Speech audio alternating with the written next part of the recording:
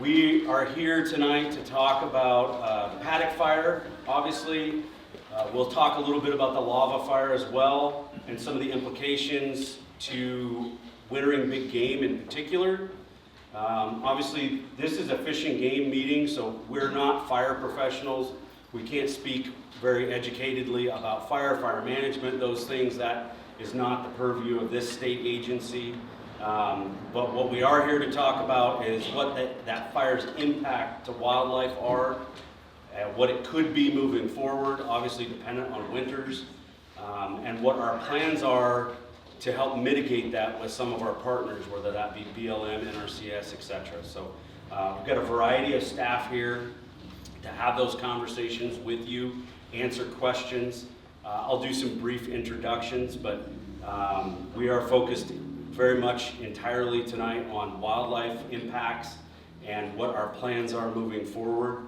Wanted to reach out to folks so that they could hear straight from us what we do know and what we don't know. And you'll hear a lot about that tonight. There's a lot we don't know. And what our plans are to help learn and inform what types of decisions, management decisions and strategies we employ moving forward. And it won't just be this fall, this winter, and next summer, obviously. Fire impacts for a very long time. And so, and we'll also be talking about what we've learned from catastrophic wildfire in other parts of the state and what some of our strategies were in those instances that will help inform what we do moving forward. So I'll give some brief introductions. You'll hear from these folks, and then we'll break up and have lots of time, make sure that your specific questions are answered. And hopefully we've got the best staff here to answer those questions. If we don't, we will find those answers and get back to you. So first of all, I'll just introduce the staff members, and then I'll let them tell you what they do, what their role is, so that you know who's here and who might be the person to answer your questions. So from a programmatic standpoint, again, my name's Josh Royce. I'm the regional supervisor, so the director's representative in the region. That's my role here to supervise staff and programs in the region. And then Regan Berkeley. Hi, I'm Regan Berkeley. I'm the Regional Wildlife Manager based out of the McCall office. This part of the region and the Paddock Fire area is within the area that I manage for wildlife. And Brian, pretending to not be seen over here, our Communications Manager. Yeah, I oversee Brian Pearson, Regional Communications Manager. I oversee basically the information and education sections in both the Nampa and the McCall office. Peter Ott is our Landowner Sportsman's Coordinator. Yeah, I'm Peter. I handle landowner programs, depredation, and winter feeding programs. Stephen Dempsey, Habitat Biologist. So I'm a wildlife habitat biologist. I actually run the wildlife management area right up the road here. And then for bigger projects, Forest Service, BLM, private land projects that are habitat focused, I guess things get funneled my way. For essentially the Paddock River drainage, that whole area, easiest way to think about it. Nathan Borg is a wildlife biologist out of McCall. Yeah, so similar to Regan, same area, but a lot of the counts, the collaring, all that stuff for the Weezer River Zone, seed setting, that kind of stuff. Sal Palazzolo is representing our Habitat shop out of headquarters. Yeah, as Josh said, I'm the state habitat manager. I'm out of the Boise headquarters, and I work with the regions to help administer the habitat program, the depredation program, and the winter feeding program. And newly minted District Conservation Officer Brian Jack. Yeah, I'm based out of the Nampa office, and I supervise 5 conservation officers. They serve the Emmett, Payette, Weezer, kind of Fruitland, Caldwell, and some Hawaii areas. So yeah, come find me, and I'm interested in hearing what you guys have to say. And we do have Ron Brooks here from NRCS, and we'll be talking about some of their programs as well. Yeah, I'm Ron Brooks. I'm working here in Emmett and Weezer for NRCS. So we service Washington, Payette, Adams, Boise Valley, and Gem counties out of those 2 offices. And then perhaps most importantly, appreciate Commissioner Tim Murphy being here with us tonight as well. So I will start off with this is an outstanding crowd. We conduct a lot of public meetings for a lot of topics.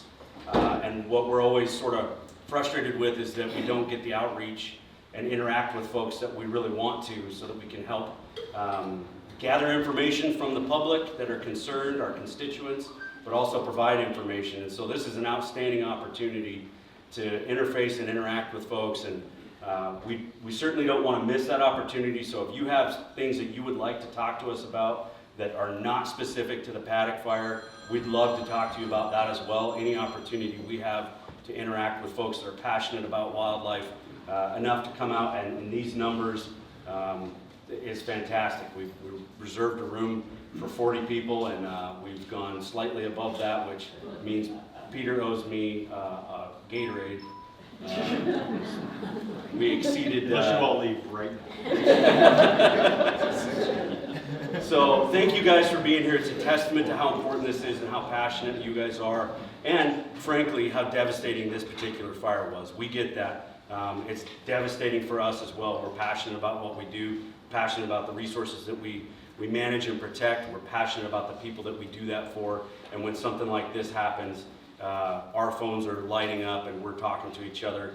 We're just as panicked as everybody. So we appreciate the fact that you're here. Thank you for taking time out of your busy schedules to be here and help us learn from you, and hopefully learn a little bit from us as well. So with that, I will zip it and turn it over to the experts here to start us off. I'm just going to get you guys oriented really quick to some of the handouts that you have and the maps that are around the room. And then we'll have different staff talk about kind of their programs of expertise.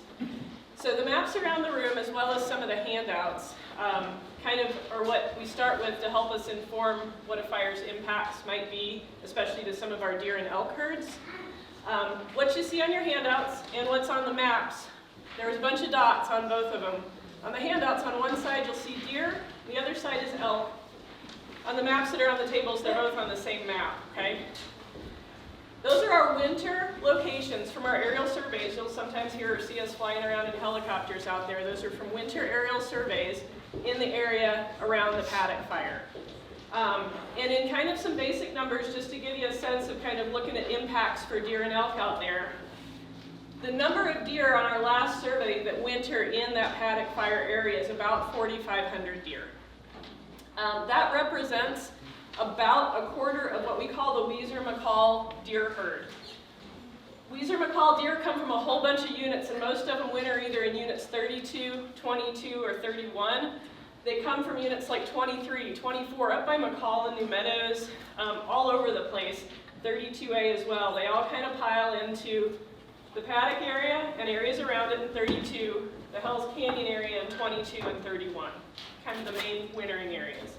So about a quarter of the Weiser-McCall deer herd was impacted probably by this Paddock Fire. With regards to elk, we're looking at about 15% of the Weiser elk zone elk that winter in that area. And you can see those on the maps that you have in your hands. You said red is deer? On the handouts, one side will say deer on it on the top, one side will say elk on the top. The one with the more dots is deer. So I don't know the colors off the top of my head, but if it's got more dots on it, it's deer. So that's what you're looking at there, just to kind of set the stage. The folks that are going to talk, I'll turn it over to Peter next, and he's going to talk about some work we're already doing with private landowners in the area, and then we'll talk through a few other folks, and then I'll bring it around at the end as well. So I'm Peter Ott again. I'm one of the biologists out of the Nampa office. I cover both sides, Nampa and McCall, primarily dealing with landowner stuff. So as it relates to the Paddock Fire, as you guys can see there, it's a pretty large fire.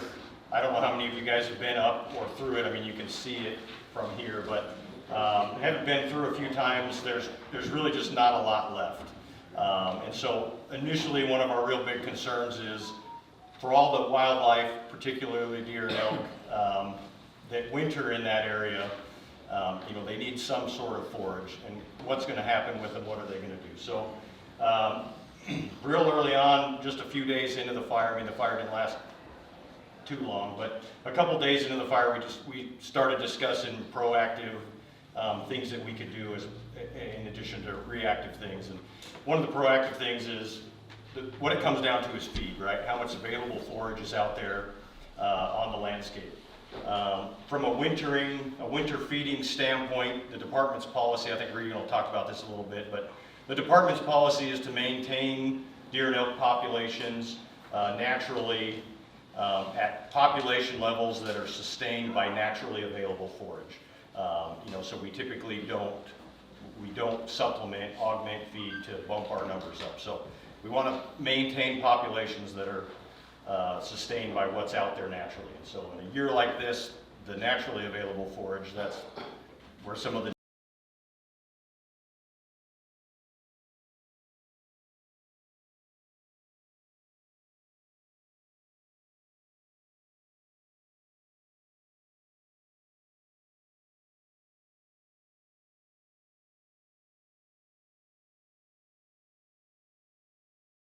to plant some cover crops. So this was late August.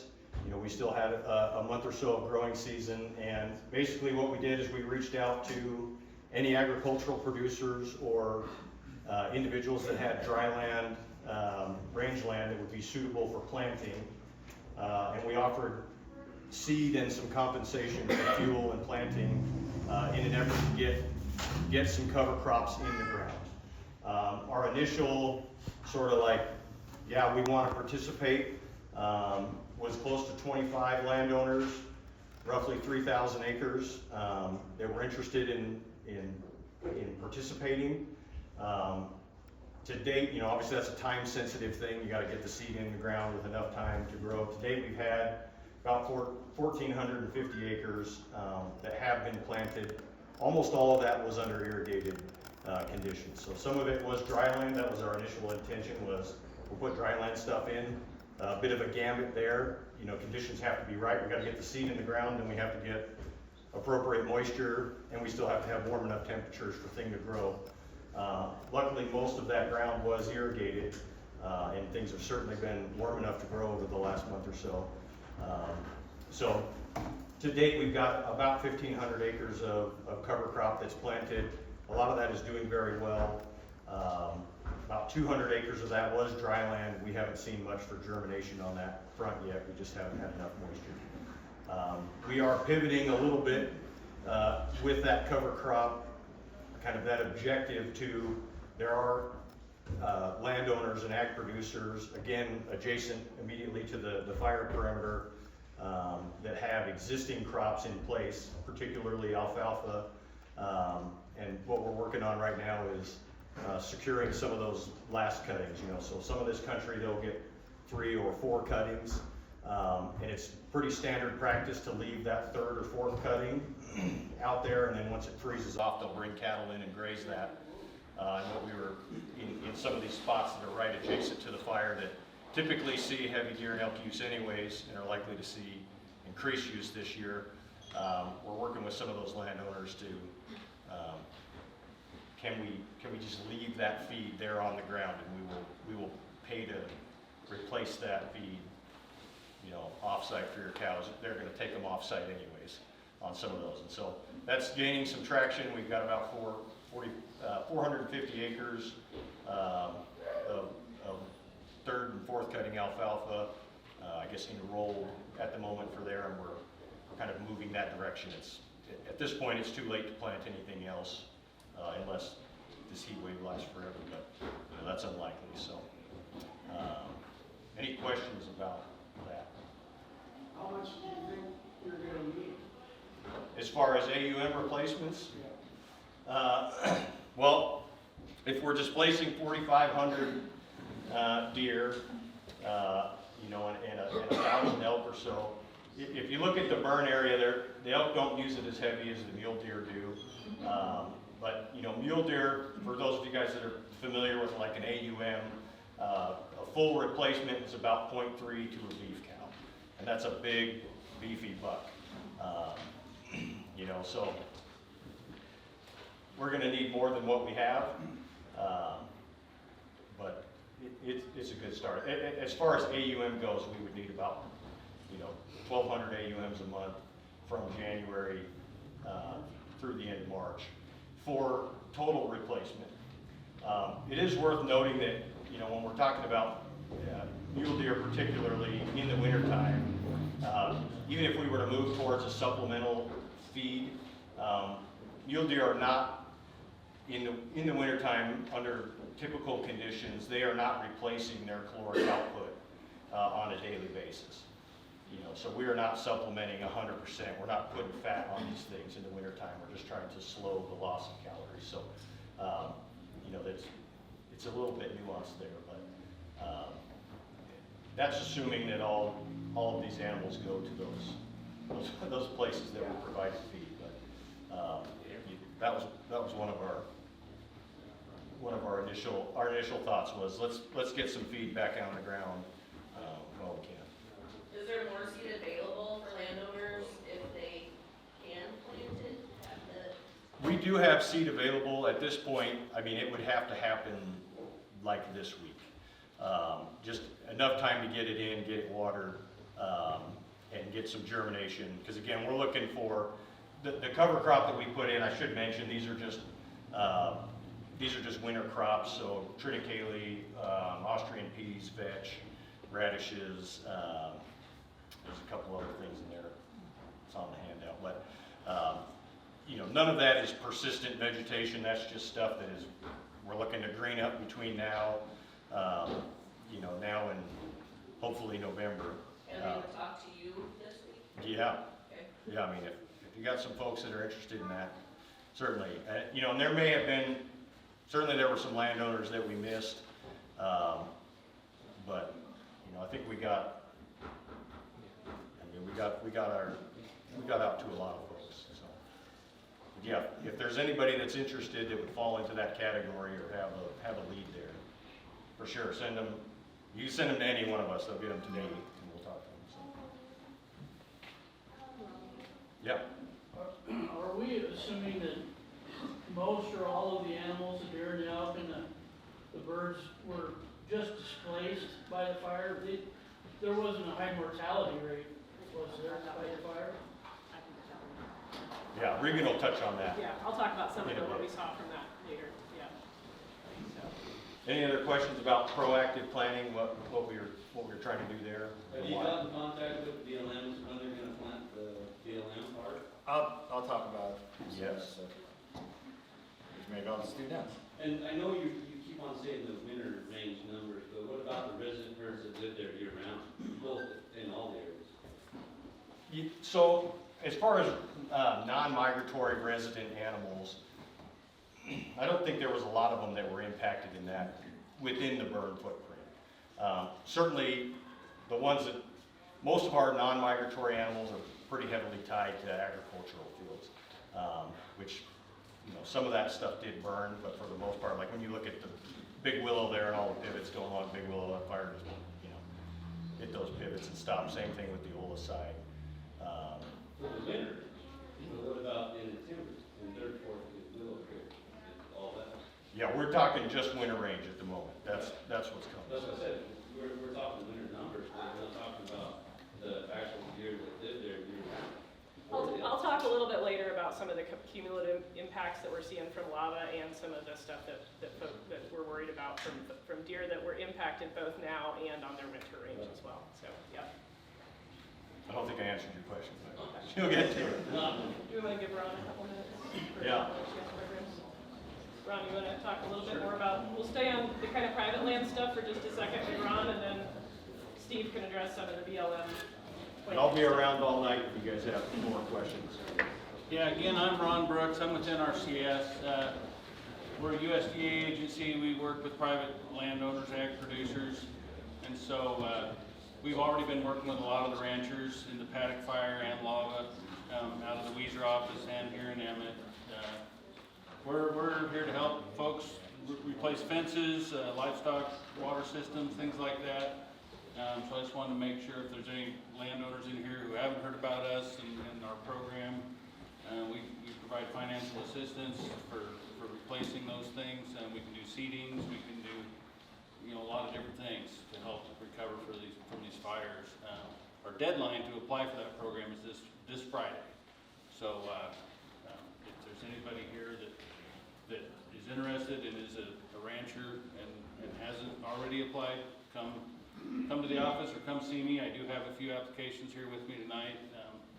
See me either here tonight or come to the office tomorrow. We're right out here on the highway, the Forest Service building. We're on the one end of it, the opposite end is Forest Service is, and then again, we have an office in Weiser as well. So that's about it. It's a great opportunity. We've got quite a bit of funding available, I believe, this year. We just started our new fiscal year today, so I can't speak to how much money we're going to get to help folks out, but I think it's going to be substantial. So it's a good opportunity for folks.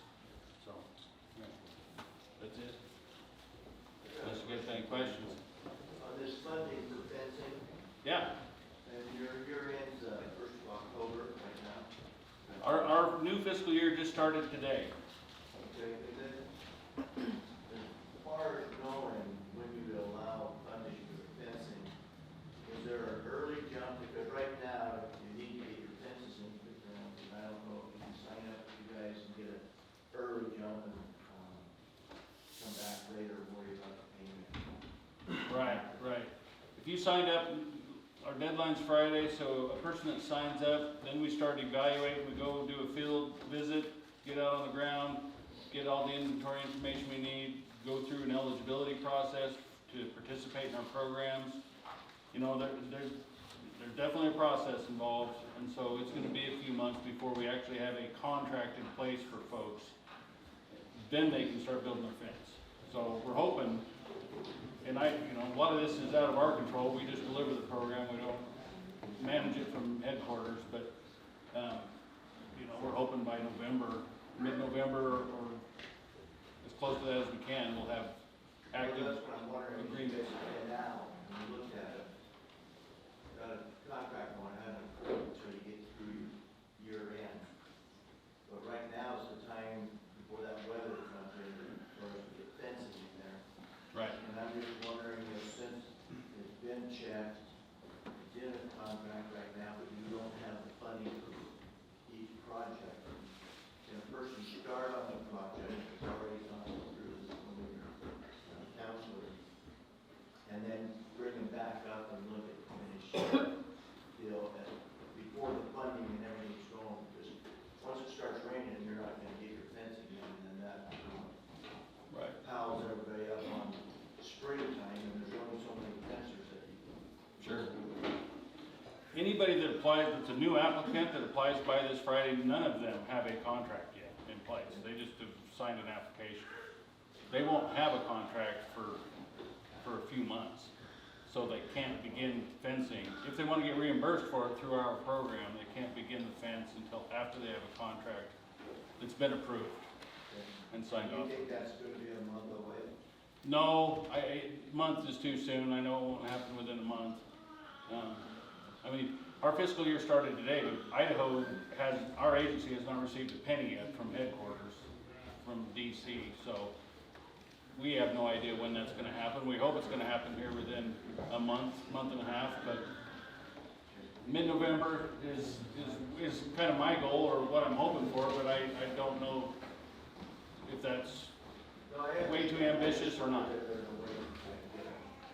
Yeah, unfortunately, there's not. The rules of the program don't allow for people to start implementing a fence or anything in their contract before they actually have the contract. Yeah. Anything else?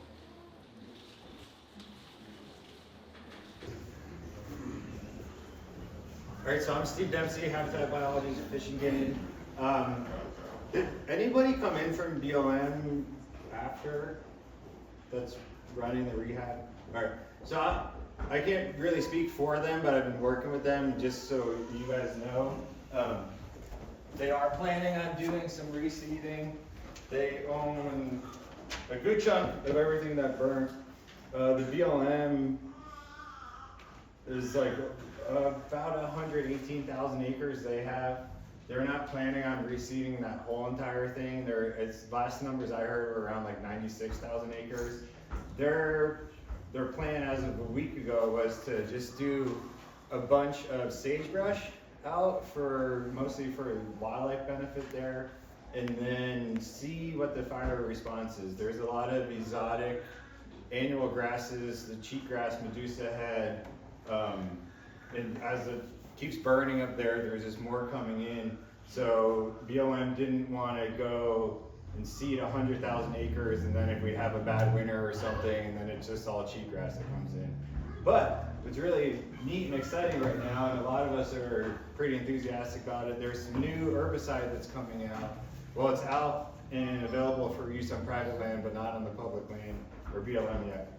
So what their plan is of doing this sagebrush seeding is once they see the fire response, in a couple of years, they could come back in with this herbicide that just, well, mostly just targets the invasive annual grasses.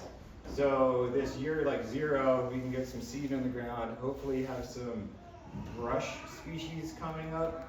And then if it does come in all weedy, they're hoping that they'll be able to come back in and spray, or at least spray pockets with this newer herbicide that's really targets invasive grasses.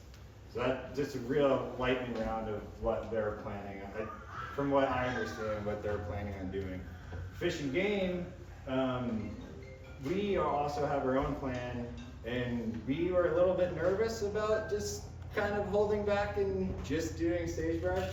So we developed a mix that does have some grasses, it has some forbs, and it has sagebrush that we actually, kind of fortunately, we've been collecting off that very mountain. We've been collecting, so it's locally adapted seed that we're going to put into our mix. Our acreage is way smaller than what they are, and we're working with the Idaho Department of lands up there, and then for dry land landowners, if they're interested, I'd be happy to talk to you and either augment any kind of reseeding that you're planning on doing with maybe some things that help out wildlife a little bit more, or we can discuss maybe redo a seeding if you weren't planning on doing anything. We are open to at least having conversations with people to see how far we can spread our funding and cover as much ground as we can out there that's not the BLM stuff. So we're go ahead. Are you guys going to target any volunteer opportunities this spring with the Paddock activity around Latin? I think there's one next week. Yeah, yes is the answer. Yes. On this burn? Yes. Yeah. So for hunters or people that care about wildlife, bitterbrush is a big one. Bitterbrush got hammered up there and it's not going to really come back on its own. That's one where we can't just fly. I guess I didn't mention that. All that seeding that I've been talking about is all aerial seeding. We're not talking about drilling. It's so rocky out there and steep. All of that's just going to be overseeded in the winter. We want to do it on top of snow for a spring germination. So they're talking about like late December, early January, trying to get that seed covered in the ground. In the meantime, though, we do have some leftover, or not leftover, we made available some seedlings that were already grown out, and then we just kind of moved them from where they were going to be to put them up here. So that's the one, there's like a hand planting going on, I think it's Monday, Tuesday, like Mule Deer Foundation, right? I don't recall the specifics, but yes. Yeah, and then we're having more opportunities too, and some of that seed that we already have collected up there that's locally adapted will be getting grown out and go into seedlings, so we will be hand planting some of that brush species where we can. And to that point, one of the things that we do, Stephen alluded to it, but we try to be proactive in collecting the seed. In this case, it worked out great. We were collecting seed right from where the fire happened. So hopefully success rates are a little better. But the broadcast aerial seeding has a very low success rate in general, right? The hand plantings of seedlings is much higher success rate, but obviously it pales in comparison to the scale of what you can do from a helicopter. But the seed from that we collect has been going to prison in Washington or Oregon. Washington. I just signed some paperwork this morning to send some volunteers over to go pick up the seedlings that the prisoners have been germinating. So that's where a lot of those seedlings come from and a way that we can mitigate costs. So volunteers collect the seed, we ship it off to the prisoners, they grow it, and then we have volunteers go pick it back up, and then we have volunteers put it in the ground. Those are small scale relative to the burn scar, but it's something that helps, and so we're trying to hit this with multiple facets and multiple things that will hopefully help make it better a lot faster than just letting it come back naturally. So I think you'll see some more volunteer opportunities in the spring as well. Yes, Some of those you- plantings I got a out lot somewhere. more there's- in spring. So- there will be abundant opportunities for hand plantings out here on this fire for many years to come. And Please, those guys- please come help. Those volunteer projects, like, they're on our social medias. We have a form online that you can sign up with the Southwest region and actually get like an email. If you're interested in Paddock Fire restoration, you make your little profile and actually we're like reach out to you and be like, hey, we're doing that. Do you want to come out? And yeah, the more the merrier on that stuff. Any other aerial seeding questions?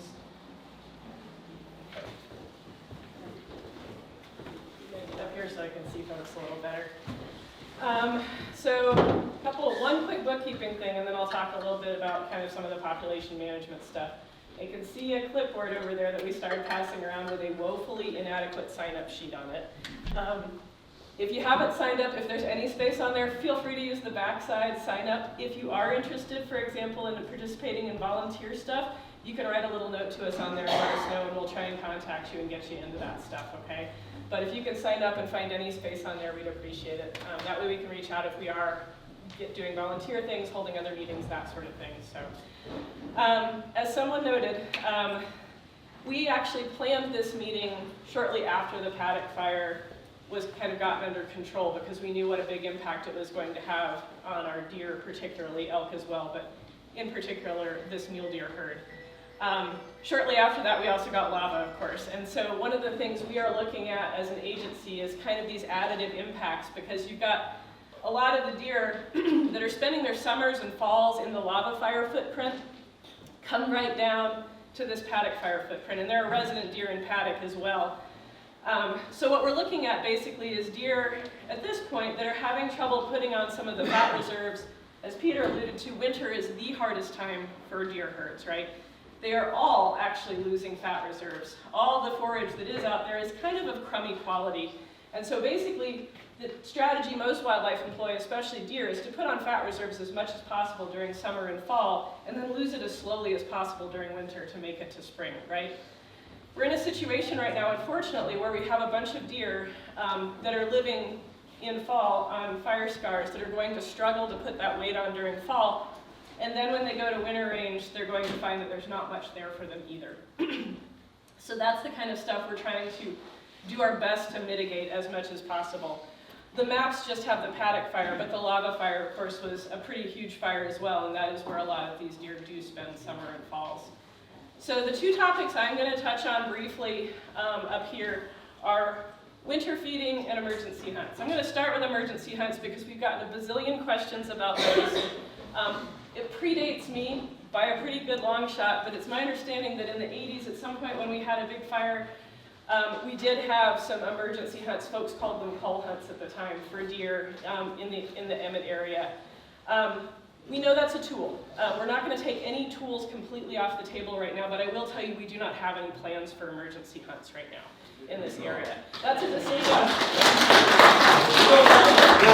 Don't everybody just go home now. We've got more information yet. That's a decision that's made by our commission, and I'll tell you why it's a tool.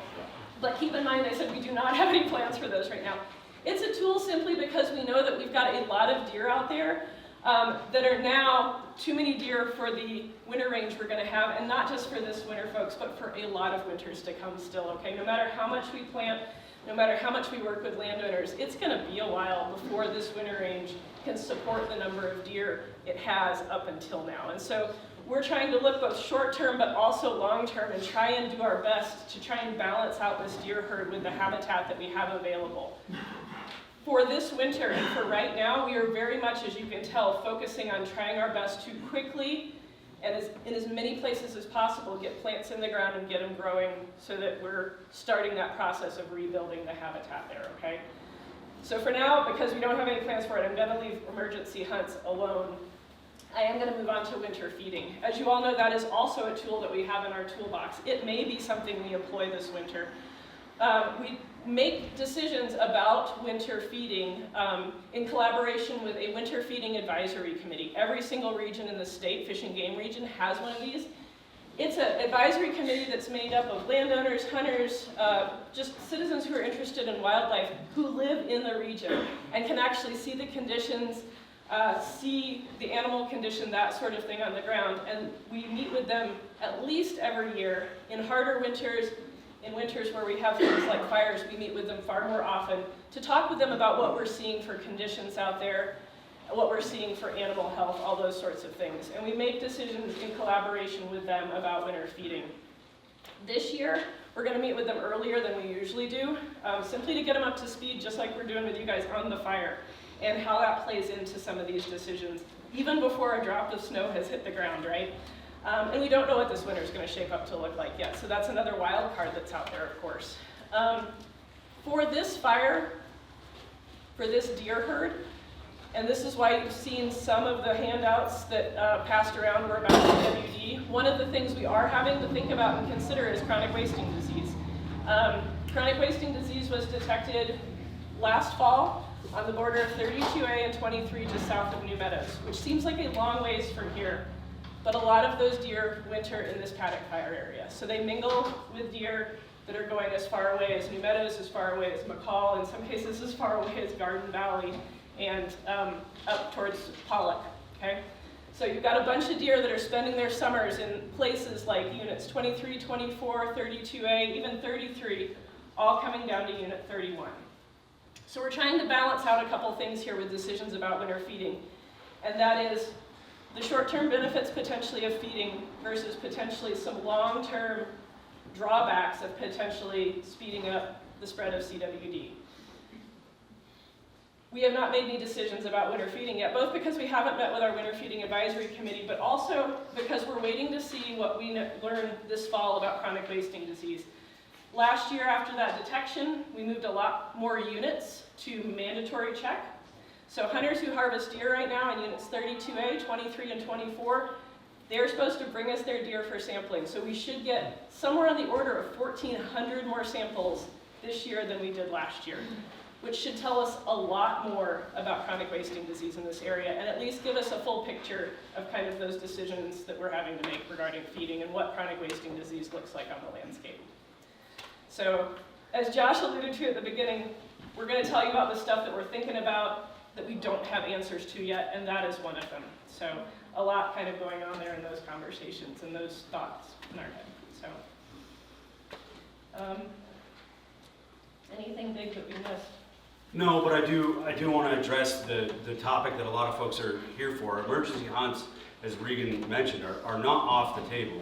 And we're going to use science and information from the public as well as our own information to help inform those decisions in the future. But at some point, we do run into, if you've got a winter range that can support half of the animals that it once did, when all of those animals come down to depend on that winter range, it's not that you lose half of those animals.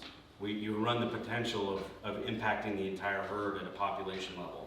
So it's no different than if you're a rancher and you've got a pasture that formerly held 100 cows, and now it can only support 50.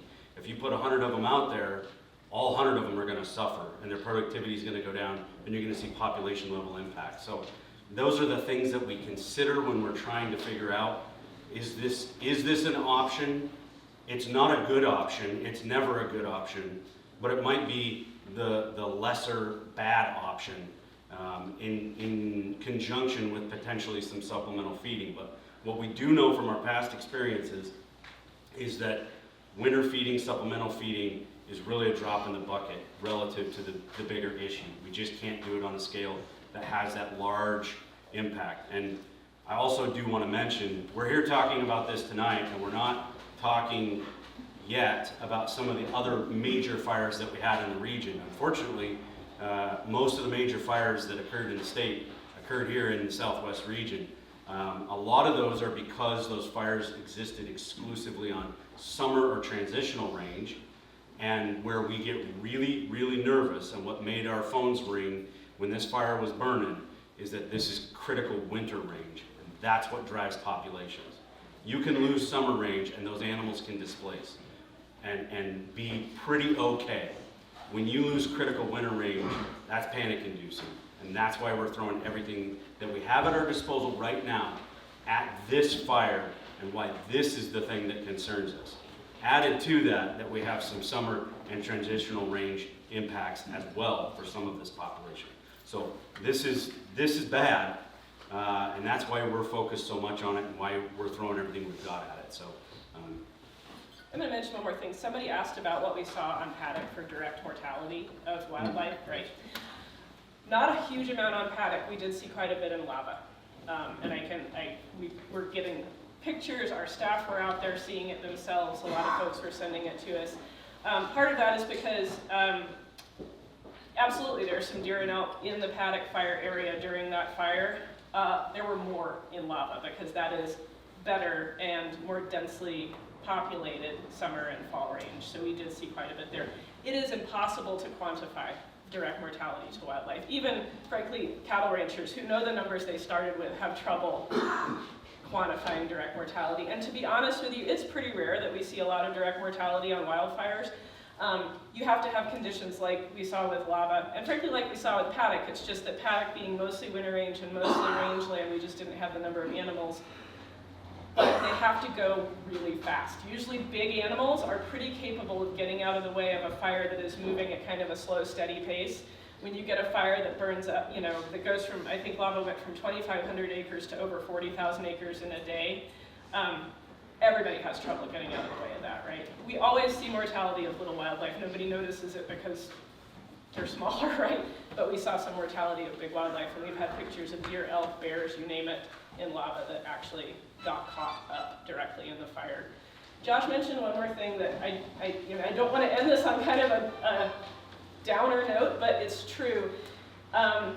All the things we're doing, and we're trying to throw everything we've got at this right now, they're still, at least in the short term, all going to be kind of a drop in the bucket. What we're hoping is we can have multiple drops in the bucket to help this deer herd and elk herd as much as possible right now, right?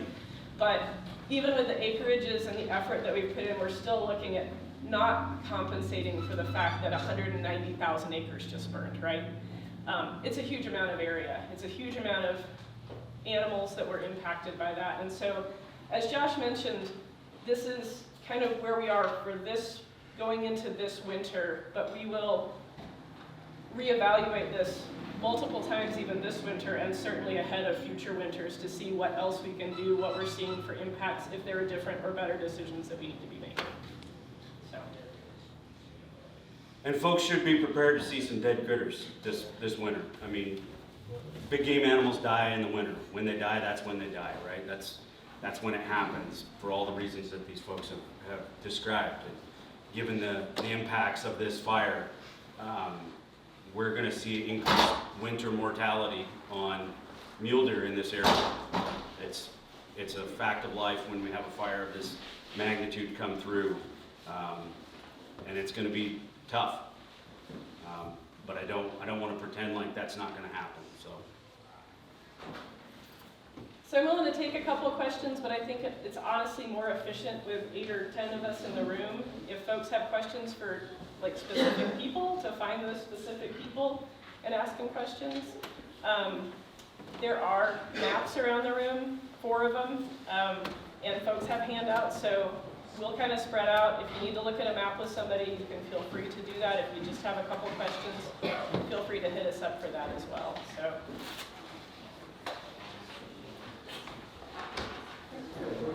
So when these fires are, we had the lava and Paddock, you guys gonna leave open season for us this year, or are you gonna shut it down more? So right now the only seasons we really have are, they're antlered only seasons. We don't have any antlerless seasons right now out there.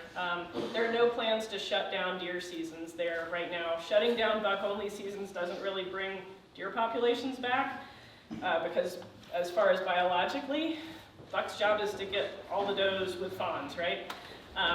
So we're planning on still having hunting seasons The existing hunting seasons will still help a little bit towards keeping the numbers in line with the habitat that's out there, because we have a lot less habitat and still high numbers at this point. So right now, no plans to shut off any hunting seasons. You do have cow hunts in your deed bag.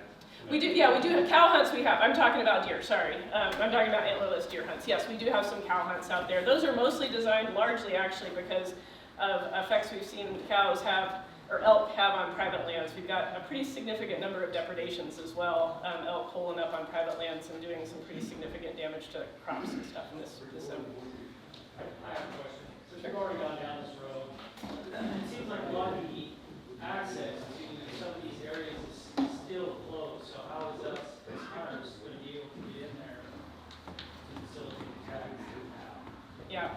So I think Paddock's mostly open right now, correct? The whole lava area is still closed. But quite a bit of lava is closed. They adjusted that yesterday. They did actually adjust it yesterday quite a bit, so you can, the south end now just bumps up right against the north end of Sage Hen, and they drop down the north end south of Middle Fork as well. So we get a lot of these questions during every fire season, right? And we look at it on a case-by-case basis, especially with kind of the deer hunts, but even with the elk hunts, for especially. Like all hunts in general, like bear, elk, people that have tags, they have put in the draws, whatever. Yep. So 2 answers to that. Number one, for like deer and elk, absolutely, Idaho residents can go to other parts of the units, other units. The Weiser Elk Zone has definitely some impacts, but there's also a lot of open areas in the Weiser Elk Zone, and we're kind of constantly looking at those closures, right? For some of the controlled hunts, you can feel free to give us a call. We can talk through your controlled hunt area and see what the impacts are there. They are continuing to shrink those closures right now, so that is very helpful. And frankly, unless a very significant part of a hunt area is open, we don't tend to go straight to kind of rain checks and refunds, as long as there's areas within a hunt area to go. But we should talk about kind of specific instances with you if you have a specific question about that afterwards. So, yeah. I'll take one last one, then we'll try and break it up, okay? My question, I don't know, there's quite a few old guys here. We remember that last time this happened in the 80s. The depredation hunt was a fiasco. There was every joker that just went out and bought him a rifle, didn't know how to shoot it, would go up there, they'd shoot 5 rounds of ammunition and then go back and try to find their ammunition in the car. They were shooting deer. They would, run it. It went down the hill. We'll go find us another one. It was an absolute slaughter. It's just a zoo up there. And what I would like to see happen is a little bit more control over if there is depredation hunts. The people that are capable of being up there hunting instead of just a bunch of slobs.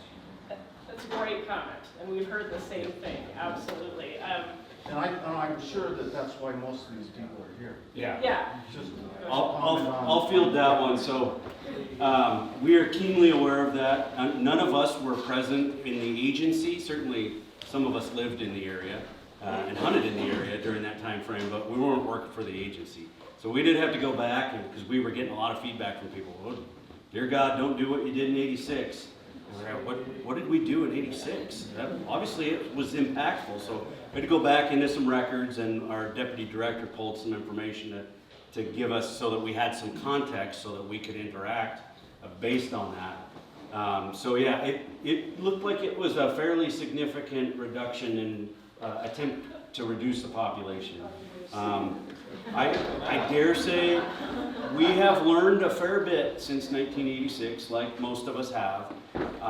We've tried a bunch of stuff across the state in very similar situations. We've learned from that. And whatever we do, we will take that knowledge and apply it moving forward. I'll also tell you, whatever recommendation we forward will come from my desk with my name on it. And I spent 17 years as a game warden for this agency, working some of those hunts, and I know exactly the behavior that you're talking about.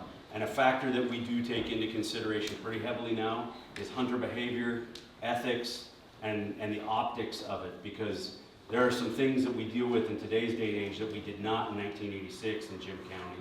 One of which is the optics of what hunting looks like to folks that don't hunt and didn't grow up around it and came from other places where it wasn't as involved in their community, and they're not as accepting of that. So I'm keenly aware of that, and any decision that we make will have that factored in. Can't tell you exactly what we're going to do because we don't know. We need to learn more before we make a decision. But when we do, we'll be thinking about that, I promise. Thank